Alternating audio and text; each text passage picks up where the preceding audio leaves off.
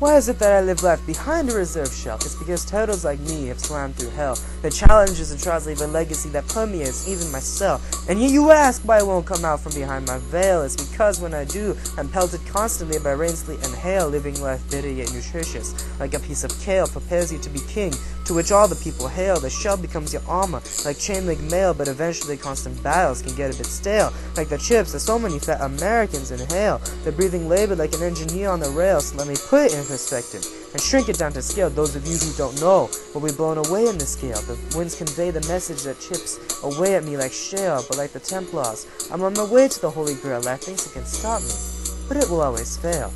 This turtle reserve swims the ocean alone but freely, old in mind but not body, like Manu Ginobili, can still handle the cold, the pressure, and the melee of the battlefield known as life, which is full but empty of allies. At first glance, but that's because you can't see clearly, blind like the three mice to those that would aid you readily. Instead, fight my way through, chugging along steadily.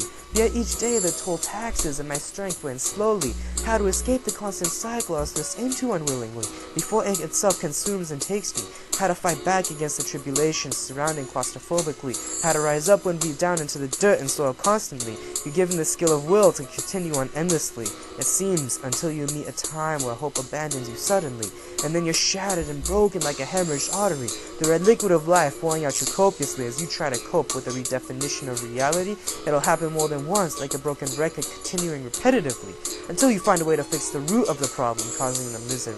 Until then you hide behind the shell you used to bronco you from society, for all that can be associated with it is pain and agony. Cut off from the world like a landlocked country isolated behind self-made mountains, higher than any found in Italy. And what do we receive when we peek out behind our barriers briefly? A world full of ignorance, which looks down on our troubles condescendingly. I'm not asking for your caring, nor for your pity.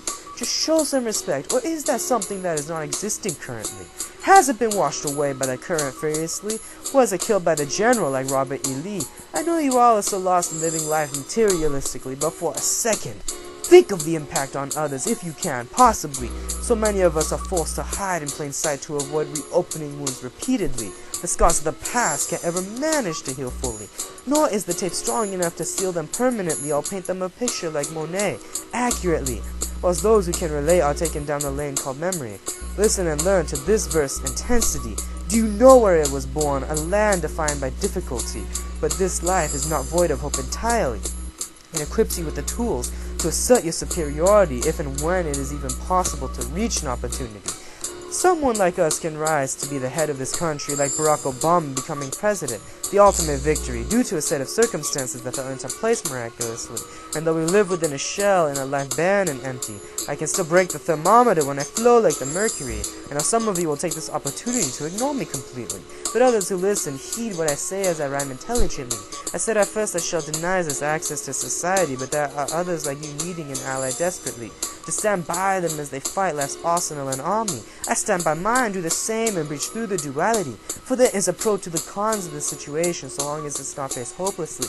The constant wear and tear that has battered you with its ferocity cannot be matched by a circle of allies who stand by you dedicatedly. Giving up would be submitting yourselves to the world's mercy, which doesn't exist. It lives to erase you from existence entirely.